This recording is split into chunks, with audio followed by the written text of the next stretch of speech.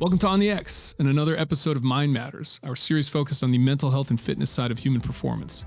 Today we're discussing how we talk to our people, not coworkers or colleagues, but our family, friends, and partners. The ones we say we care about most, but often have the hardest time opening up to. We get into why it's so difficult to express what we're really feeling, especially for those of us who've been taught to suppress, push through, or stay silent.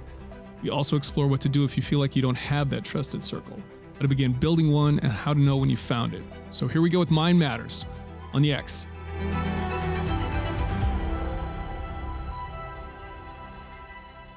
Yeah, so I want to talk about, I'm calling it, how do you talk to your people, or just the importance of talking to your people. And I know you interview a lot of people here who have incredible practices and have gone through a lot and have achieved many things and have come up with tips and tricks for themselves as they try to get good habits and try to build themselves to a better place. But I just want to break this down because I'm a talk therapist. I want to talk about that and the importance of that and just keeping in touch, keeping connected with your people. And I want to start by saying this is something that I have traditionally not been good at. I think I'm getting better at it at this point in my life. And I'm talking the things that are difficult to talk about and the importance of actually talking about those things. Basically, how we're struggling, when we're not doing well, when we're frustrated, when we're resentful, when we're hurt, all that kind of thing. Um, because it's a little different. I think this topic is different from a lot of things like in finance and business and social media. The whole objective is to build like a customer base, right? A paying, subscribing customer base. In mental health, my job is to get people to the point where they leave. The point is to work myself out of a job with people, and it's really important. And it's uncomfortable sometimes with people who feel that they rely on a relationship.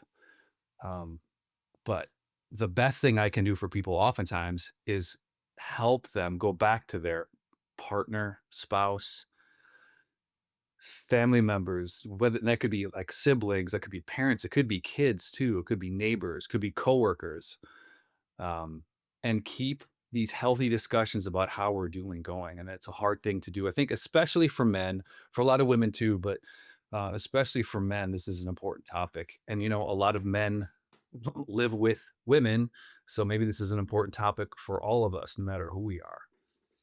So I just So want a to ask couple, you, what do you think about this topic? What are your thoughts? no, I think it's great. I think let's just start with defining some terms though. So a lot of times if you say talk to your people think business. They assume it's sort of Yeah, employees, that kind of yeah, yeah, thing. yeah. Not obviously what we're talking about here. We're talking about your people being basically friends and family, right? Close friends and Yeah. family. Is that correct in terms of the definition of your people? The I love what you said about working yourself out of a job because I've always, since I started thinking about these topics, completely agree with you. And that's something that I very much support and espouse, this idea of therapy should be something that opens your eyes to things that you weren't aware of, that makes you consider things in a new light, that maybe gives you some tools that you didn't have before. But it shouldn't be a crutch that you just go to every Yeah. single week for the rest of your life. And I've heard people say that. Yeah. Like I've heard people say, I think everyone out there should be in therapy once a week for the rest of their lives. And I disagree. I just don't Yeah. think that that's the right idea. I think you could do that potentially in the way that you could hire a personal trainer and just use a personal trainer for the rest of your life. But I just have to assume that if that trainer or therapist is good at their job, eventually you don't need them. You shouldn't need them. If they're doing their job and you're doing your job as a student, you shouldn't need them, right? It'd be like going to this English class for your entire life. It's like unless Yeah. you get a kick out of it and think it's fun. So that's really good to hear. And I think, yeah, I think starting with the base assumption of why, in terms of the talking piece of it, talk therapy, why do people feel right off the bat that there's there's something that they can talk to a stranger about Yeah. than the person that's probably involved. Now, it might be something that is truly internal where it's like, I don't, this is something I'm dealing with. It doesn't really have to do with a specific person necessarily. I guess that's possible. But a lot of times it is, it's relationship related. It has to do with how you're parenting or how you're spousing or Yeah. whatever. And we feel like we can't approach the subject with the person in question. So I'm going to go talk to a stranger about it. And so why is that? Is it Yeah. I embarrassment? What is I it? ask the same question sometimes on the other side of the room as I sit on a chair from across from the person who's on the couch. I'm like, how come this person feels comfortable telling me all these things? But yeah, it's interesting. So i- in therapy, we therapists are trying to open up the the kind of emotional connection so that anything can be talked about, literally anything. That's not always going to be the case in our personal lives, though. There's stuff. You and I had a great friends weekend last month. Six of us, even more than that, guys came Heavy. around and Yeah, hung out. And I'll just say this: like, I need, like, if I did that once a month with you all, I would be in just a really good place in my life. Once every totally. 3 to 8 years is not enough. We would have to come up with different stories to tell though at some point. Yeah, I don't think that in our personal lives we need to open up everything to everyone. So that's something to just acknowledge. I mean, even with spouses, there's stuff I'm talking to you and my friends about that I'm not necessarily talking to Jen about. And certainly there's the opposite is the case Opposite. too. Yes. But I think it's important here to identify the obstacles to why we keep stuff inside, why we don't let people know what's going on sometimes. Yeah, and I mean, obviously, there's things that we talk to friends and family about all the time because it's sort of banal stuff. It's mundane things that we do every day, and it has nothing to do. There's no depth to any of that. There's nothing profound that we're talking about. Yep.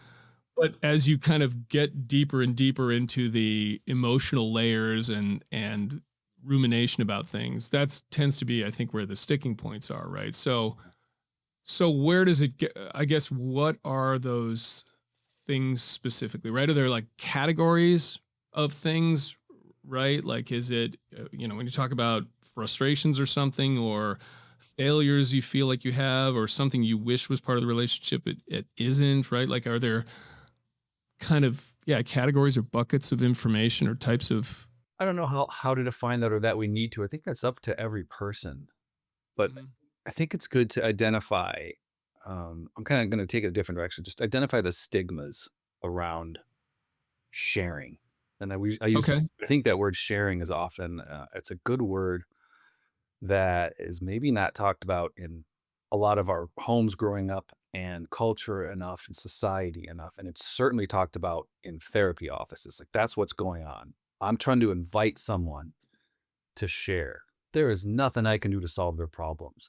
But the person across from me just sharing the stuff and it's both what happened, what is happening, and what's going on inside and how we're experiencing it too, right? So I know a lot of people say, I've heard this recently, a lot of people have said, in my family, you don't talk. They say that. Yeah. And of course, what they Right. mean is, dot, dot, dot. You don't talk about stuff that makes you look fragile, weak, emotional. And some people say, some people have come into my office and said, in my house growing up, you shouldn't have emotions. And that's Wow. so absurd, right? It's so absurd, but I can relate to it too, right? We've all been in communities and jobs and workplaces and just parts of our lives where we've come across that, where it's just like you had bet, don't be. It's not appropriate to be emotional here. It's not appropriate to be bothered. It's not appropriate to talk about being bothered here. And so we got Yeah. to kind of, I hope every single person who listens to this and every person out there at some point is addressing that and trying to break down some of those barriers because a lot of us live with that. It's a societal thing, for men, especially in masculine culture. Yeah, so I still want to get back to a little bit of it seems to me that there's certain types of information, or I don't know, maybe things that make us feel a certain way that sort of work here but don't work here, Yeah. right? Like you even mentioned it where it's like there's certain things that I'll talk to my spouse about, or I'll say me. Uh, but then there's things there get into specific topics where it's like, oh, that's uncomfortable to bring up, right? Like if I'm really talking about a relationship, it's almost difficult to talk about that. But then I'll that same information with you guys, like with my closest friends, we'll go there. Yeah. We'll vent our frustrations about our relationships, like our romantic relationships, right? Um, and then I would say with our close friend group, it's funny. This is one of these things where I think the older we get, the better we are at it. Like we're a lot more comfortable now, I think, talking about exactly how we feel, struggles we might be having, things that make us upset, Yeah. things like that. And that's true with other groups of friends of mine, male friends of mine too. But you definitely feel, I feel like you have to kind of get, you have to get past like a certain barrier to start diving into those things Yeah. with guys like this. I would say one of the big barriers that, or the things that when we do go to our support systems and share what's going on, we'll do that in environments where we're not being judged. And I think that's a really huge thing that we probably, without thinking about, oftentimes we make that decision. I'm going to go to you guys and talk about all kinds of stuff. Um, and I know you're not, at first you're going to listen and you're going to give some sympathy or empathy. And then later in an hour or so, you're going to tease me about it and we're all going to laugh about it. And that's, but what's absent from that is judgment. And that's really important. And there's certain things in intimate relationships, they say between a man and a woman, who there's topics that are hard to talk about for all kinds of reasons, whether it's the homes that people grew up in, the viewpoints they have on life, and and couples differ in all kinds of ways, and there's no two people who are married who are the same, so there's going to be disagreements. So I don't know that we can group the information necessarily, but it's sometimes we just find our way with this. To answer your question, we find our way to figure out what to talk about with whom, because it's we figure out like where we can actually say it and not be judged or punished or have an awkward reaction, where someone gives a cold shoulder or it's punitive. Right.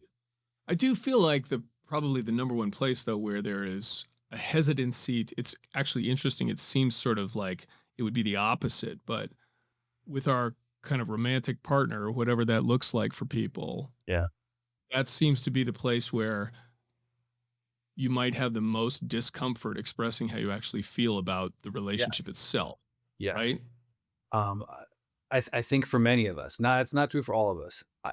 I relate to that personally, and I'm guessing you do Mhm. to some degree too, if you're bringing it up. Yeah.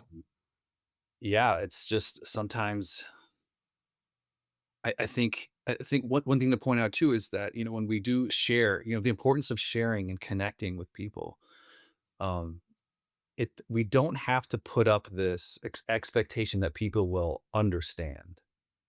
Mhm. So that's one barrier sometimes, I think, with couples, because a man who has this experience, he's got this going on. It'd be nice if he could kind of get it off his chest. But a woman, but the other, the woman, the spouse, the partner, the girlfriend, will not. I'm not going to talk about it with her because she won't understand. But that's okay too. We don't need to just go to people who will understand what we've been through. Right. So I But think, do you oh, talk to people like, okay, so someone comes in and and they're venting that kind of thing, right? Someone comes in and is talking about their frustration with their spouse, yeah, something going on in their relationship issues, and they're talking to you about it. Obviously, again, a stranger, where it's like I'm just going to data dump all of this, or emotionally dump all these things. So what do you tell them to do? Like, what's the approach there, or is it, what's the exploration look like? well, see, that's just it. And this is my point here. This is where I'm going to go back to the importance of sharing. Hmm. I don't have the exact just, descriptive language around, but it just is really important for us humans to share what's going on inside of us. Not all the time. We're not going to walk down the street and grab every stranger by the arm and don't Right. download on them. It's not all the Right. time, but it I just kind of lost my train of thought here, Chris. But it just is important. And so you asked the question, what do I tell them to do? Most of the time, I don't. That's not it at all. I don't. Okay. I can't tell anybody what to do. I mean, I can, but it's kind of unethical. It's inappropriate in a lot of cases. Okay. And if it goes wrong, guess whose fault it is? It's what the therapist told me to. That's I hate when people hear that. That's not good. Right. Really, there's so much power in me sitting here and getting a relationship comfortable enough to a person so they can just share what's going on. And I'm bringing this topic up because I do this 40 hours a week, and so sometimes I'm like, what is going on in the world? Like, how come I feel like the whole world is coming into my office and just giving me all this stuff? Why isn't the rest of the world out there listening and helping and supporting? Um, so I don't know that we have to do anything. And that's why I bring that idea up, that people don't have to understand and they don't have to solve anything. There's so much power in just being heard, being listened to. Right.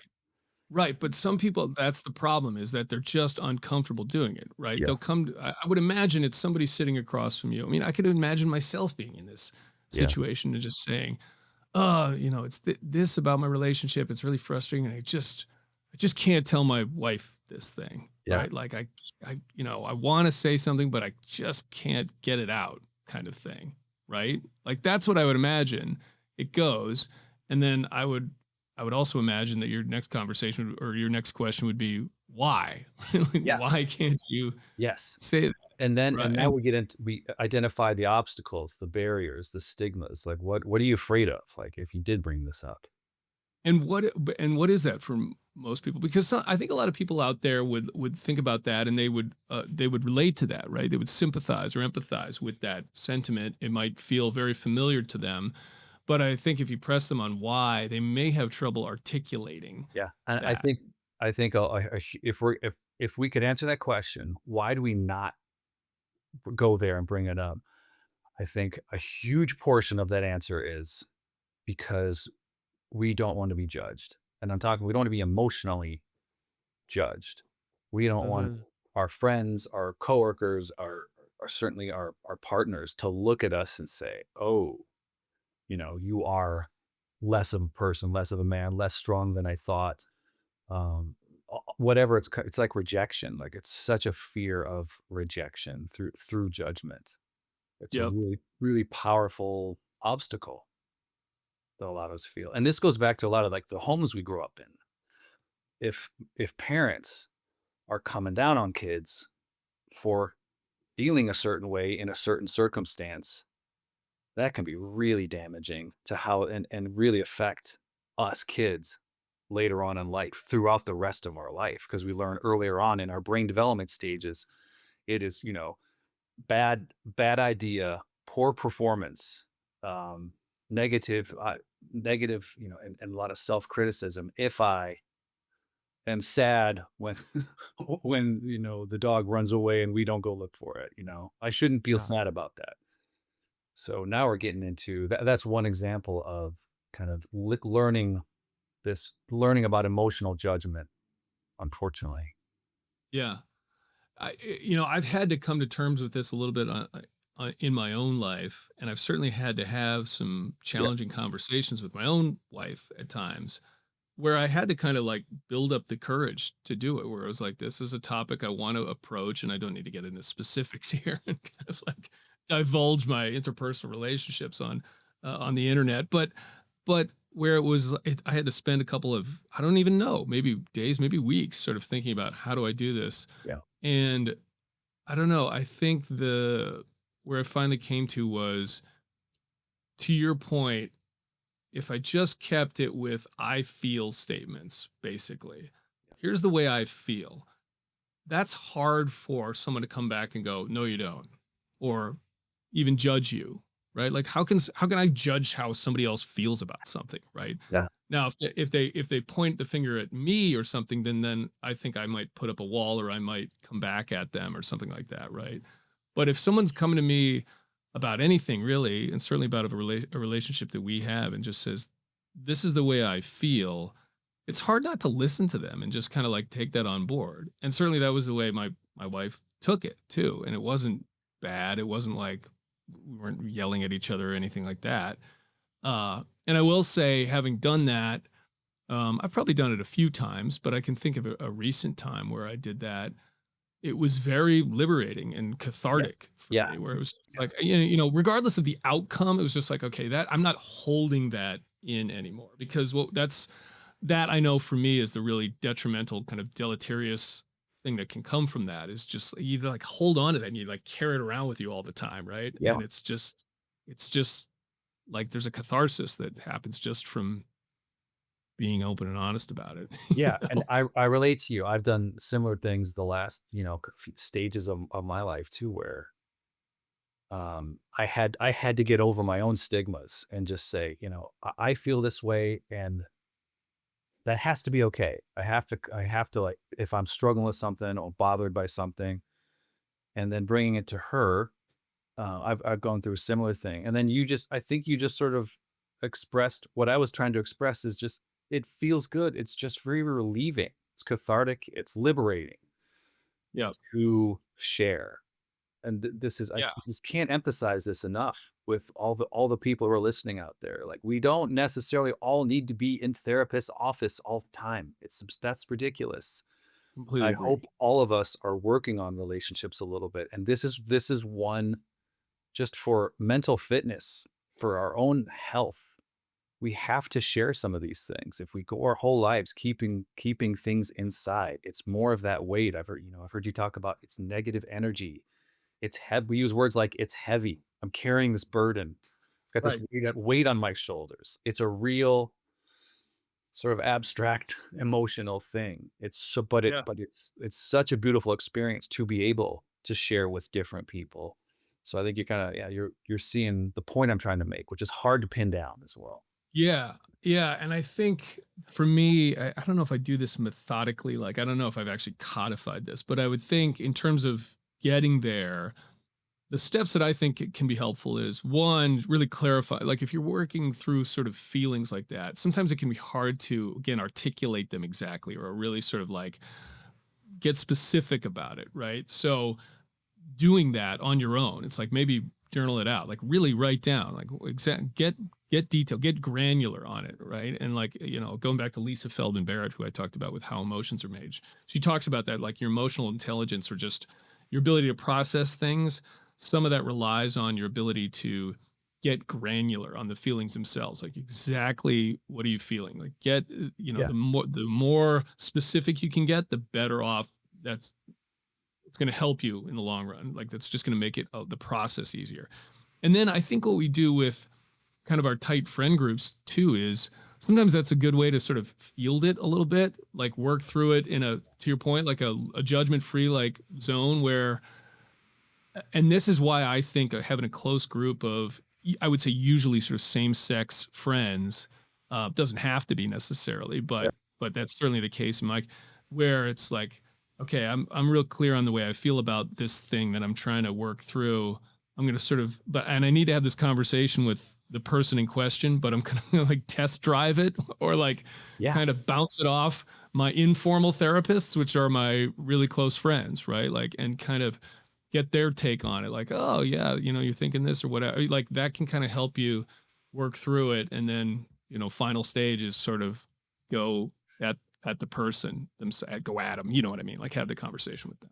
Yeah, and I think one thing we're talking about here is the importance of just feeling validated in our Yes. experiences. And that's sometimes what happens, and I hope all of us have different groups of people that we talk to, whether it's this group of friends, this group of friends at work, this group of friends in the neighborhood, this group of friends at certain events or activities we go to, and you can bring up different things. And yeah, I like that. I think that's true. I didn't really think about that, how just that example of our big get together weekend last month. Yeah, We were all maybe doing that a little bit. for sure. Yeah, But what yeah, was so important in that process was that we bring it up and we're kind of testing the waters, and we're feeling we walk away from there feeling validated.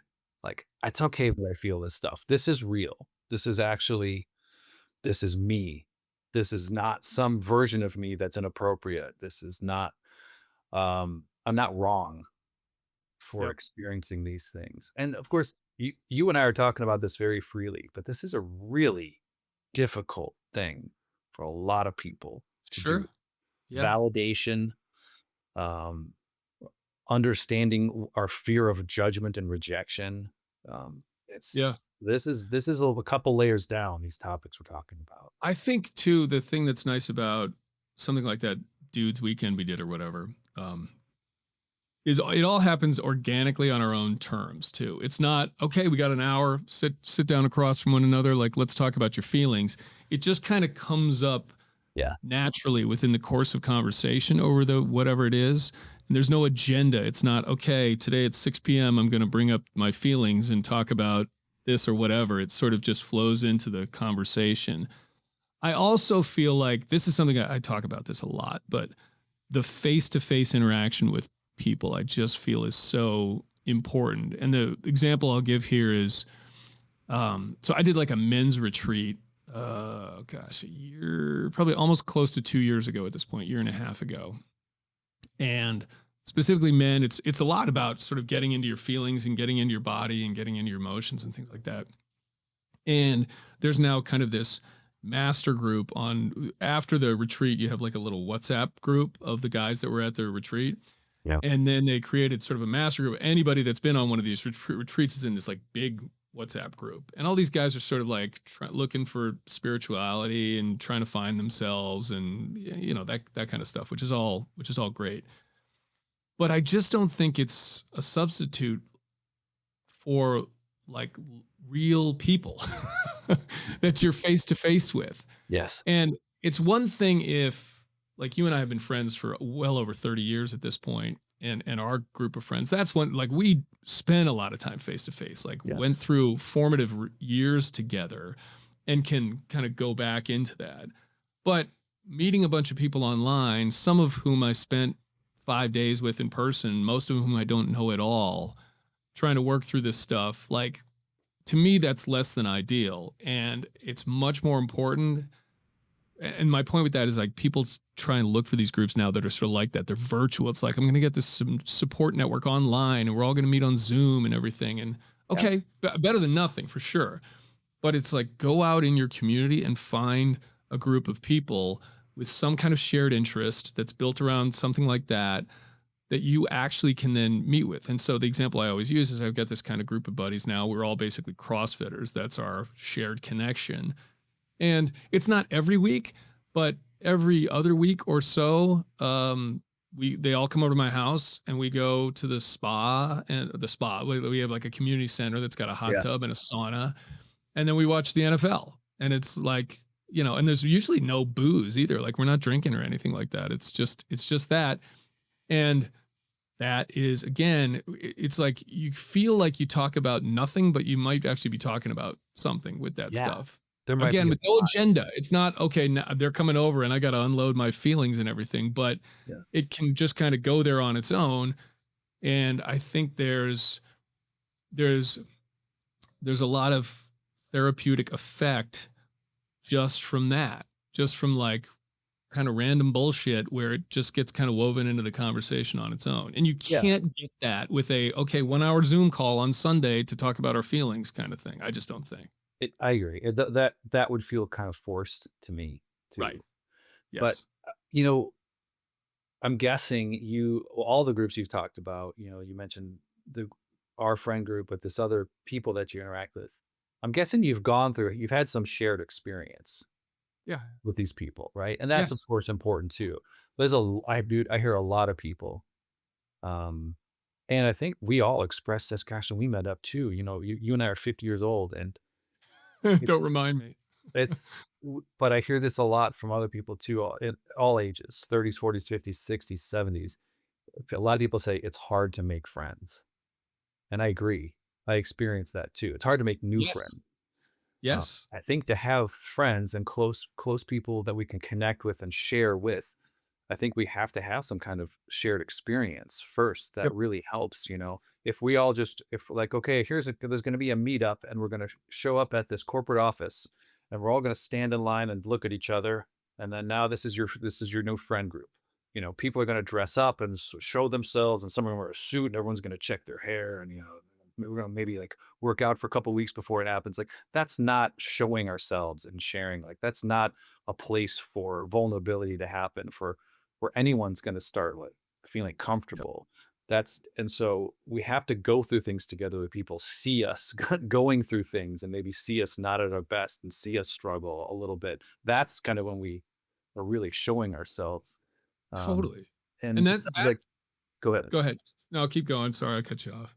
I was just gonna say, you know, certainly like with a group of people that works out, you know, if you're really working out, you're seeing each other panting, sweating, Yeah. struggling, weird looks on our faces and strained, you know, facial expressions and all that stuff. Like, that's not pretty.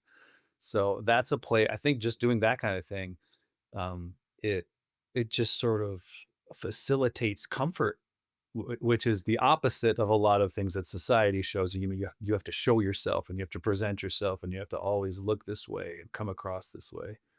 Yeah. I don't think that those relate if it when we're not doing that, when we're hiding ourselves and presenting ourselves a certain ways, like certainly on social media. We're not making friends on social media in most cases because we're presenting ourselves certain ways. I had a woman, this was like a year ago. It was a really kind of a serious moment in the therapy session, and she was talking about her stuff, and she goes, you know, I tried to bring the discussion towards who else in your life can you go to with this stuff? And she goes, "Well, I don't have anybody." She goes, "I have you, but you're not real." And Well, I that's laughed that's out I sort of inappropriately laughed out loud, and she was like, "What?" And we both laughed about it, like just the words she said. But it's true. It's funny because it's true. also true. I am not a Yes. real person in her life. We have to find those people, and we have to be willing to show ourselves. You know, you and I 32 years ago were going through all kinds of crap when we were 18, 19 years old. And without even thinking about it, we were seeing each other at some of our worst, you know, our For most sure. pathetic stages. Certainly Like, most embarrassing. Yes. yes. Yeah.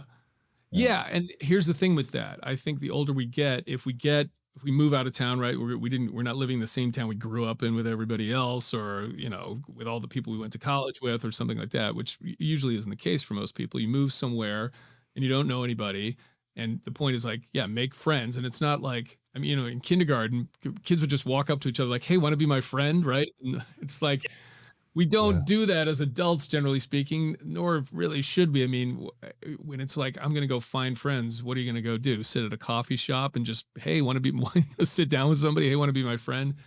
To me, this is why it's so important to find something. Oh, and the other piece of it is, too, as adults, you tend to meet adults that are parents of your kids' Yeah. friends, When right? you So, have or kids, like, yeah. when you have kids, right? So it's like, they play soccer with kids, you kind of hang out on the sideline with those parents, and sometimes that can work, but even that's a little bit tough because your shared experience really is just like watching your kids, supporting your kids in one way or another. I just feel like this is why you have to have some kind of activity, Yeah. hobby that's just for you, that hopefully lends itself to some kind of group setting. So it can be exercise, it can be CrossFit or yoga or something like that.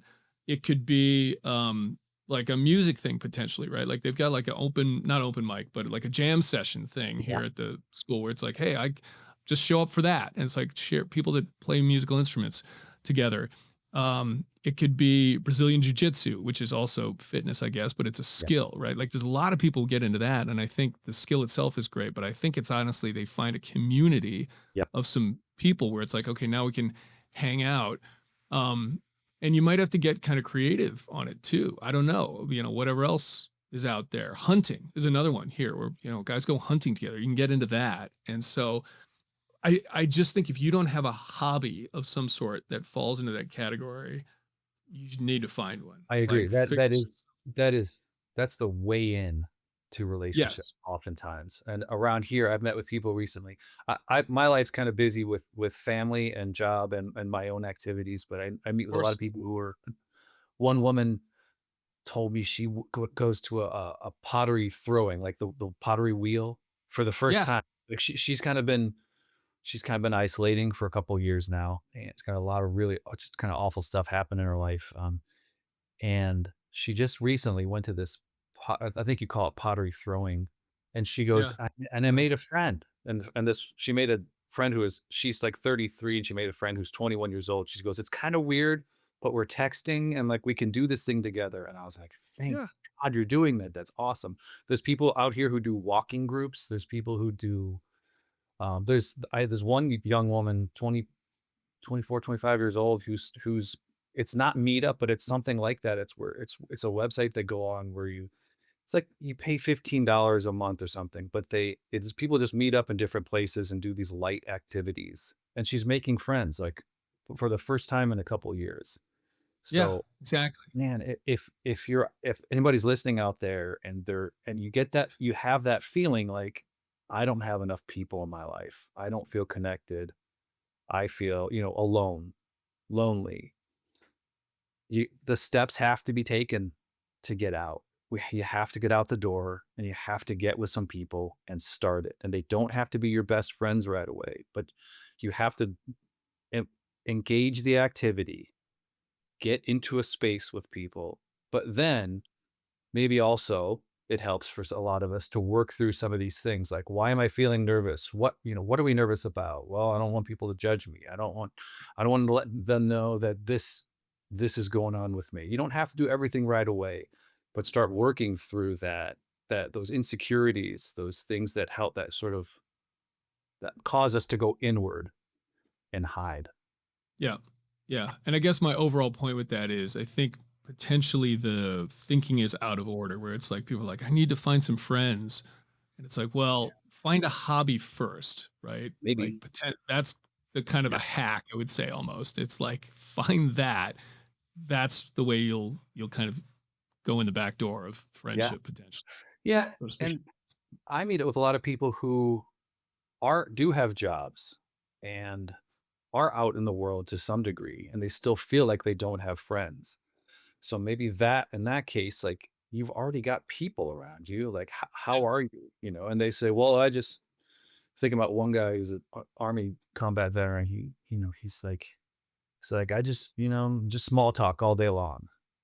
And my thing is, well, where's that getting you? Well, they'll never get to Yeah. know me. Yeah, Yeah. exactly. That's the I mean, look, problem. I had to go out of my way with these guys I hang out with. It's like I Yeah. had to say, "Hey, why don't you guys come over?" To like I had to take the initiative to say, "Let's Nice. do something together." And another one of the guys, he run same kind of group. He started like a game night with us where it's where the spouses are involved too, and it's like we just go literally over to his house play board games, and it's a blast and it's hilarious, and we play Cards Against Nice. Humanity, you Yeah. know, like have a blast. It's great. I know we wanted to kind of keep this short. I think this is good. There's one thing you said way in the beginning, which just made me think of a concept which I hadn't ever thought of. I can't remember exactly what you said, but you said something about like subscriptions or subscribing to something. I can't even Yeah. remember exactly. Yeah. I think. Go ahead. Go ahead. Finish. No, it just made me think that's a good way to think about relationships in general, which is who do you subscribe to? I mean, that is what it's all about these days. It's subscribing to that's what you do when you follow somebody on social media. Every company out there wants you to have a subscription so that you pay them money forever. It's like everyone's adopted the insurance model of just like, Yeah. why would we have them just pay once when they can pay every month, right? We're not going to let them own anything. They can only rent it. But that's kind of what you're doing with relationships throughout your life. You're basically just renting the relationship, right? You never own it. And I think that's a really interesting way to think about it. Like, who do you subscribe to on a personal level, right? And none of it's a paid subscription. There's no money involved, but it's like, Yeah. where are you investing your time in that way? I'd never thought of that in that terminology, but I kind of like it because I think examining that of what are the most important personal relationship subscriptions you have, and are you maximizing the information and interactions that are being presented to you through them. Yeah, I use the word invest. I really like that. Because that takes effort and sacrifice, Yeah. a little work if we're going to invest in something. And I think that is what we're talking about. If we got together, you and me and those other guys left last month, we got together and we all just sat around with our arms crossed, waiting for the other people to start talking. We all probably would have left like 2 or 3 days, 2 days into it, a Right. day into it. Like, what the F is Yep. this? Like, man, why am I here?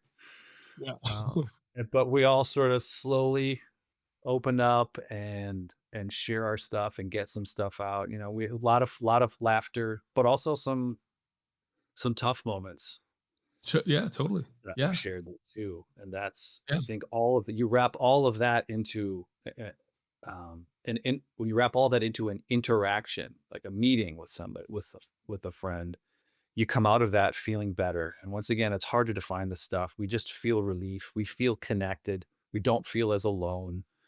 Um, it's easier to go to sleep.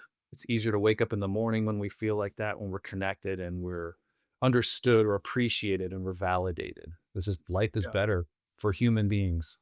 Yeah, and I think that the last point on that too was, again, we had to go out of our way to fabricate a reunion, right? It's like we might go to our every 5 years to our class reunion at the Naval Academy, and we try to make those things, but not always. Yeah. So we had to say, okay, we don't have to wait every 5 years. We got to do something where we try to all get together, and we may not get everybody every single time, but we have to put some effort into it, Yeah. you Yeah. know, and it took work. Thanks for listening to On the X, the official podcast of the Navy SEAL Foundation and an Ironclad original series. Learn more at NavySealFoundation.org or text On the X to 60104. See you next time.